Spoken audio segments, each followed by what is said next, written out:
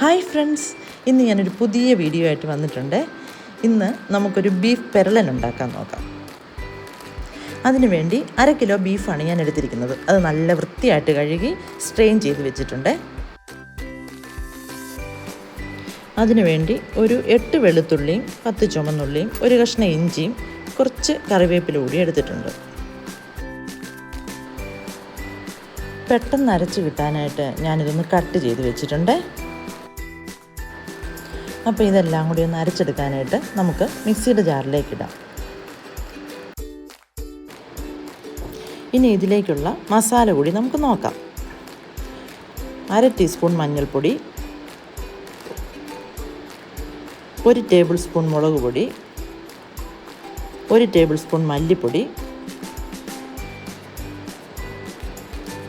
1 teaspoon garam masala, 1 teaspoon കുരുമുളക് പൊടി,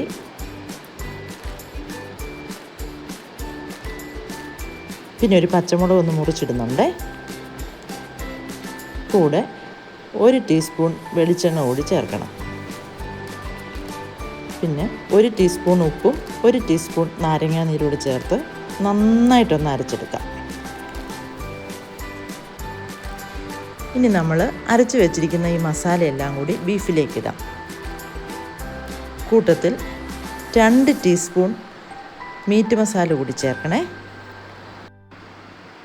ഇനി ഇത് നന്നായിട്ടൊന്ന് മിക്സ് ചെയ്ത് ഒരു 10 മിനിറ്റ് റെസ്റ്റ് ചെയ്യാൻ വെക്കണേ.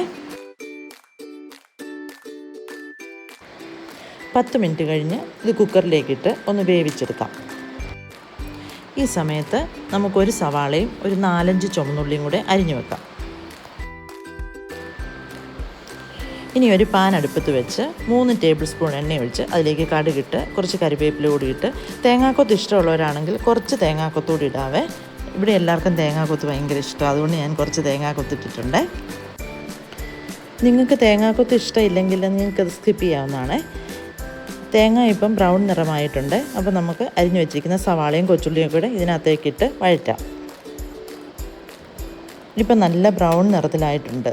ഇനി നമുക്ക് ഇതിലേക്ക് വേവിച്ച് വെച്ചിരിക്കുന്ന ബീഫ് എടുത്തിടാവേ.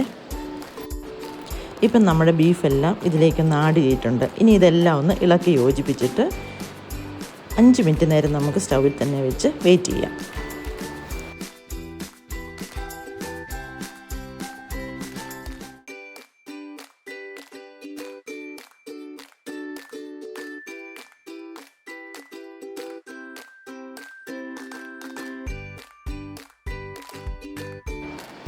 ഇപ്പം നമ്മുടെ ബീഫ് റെഡി ആയിട്ടുണ്ട്. ഇനി ഇത് നമുക്ക് ഒരു സെർവിങ് പ്ലേറ്റിലേക്ക് മാറ്റാം. ഇപ്പം നമ്മുടെ ബീഫ് പെരളൻ റെഡി ആയിട്ടുണ്ട്. നല്ല ടേസ്റ്റാണ്. എല്ലാവരും ഒന്ന് ട്രൈ ചെയ്യണം കേട്ടോ. ഇഷ്ടപ്പെട്ടാൽ ലൈക്ക് ചെയ്യണം, ഷെയർ ചെയ്യണം, സബ്സ്ക്രൈബ് ചെയ്യണം. Okay, by.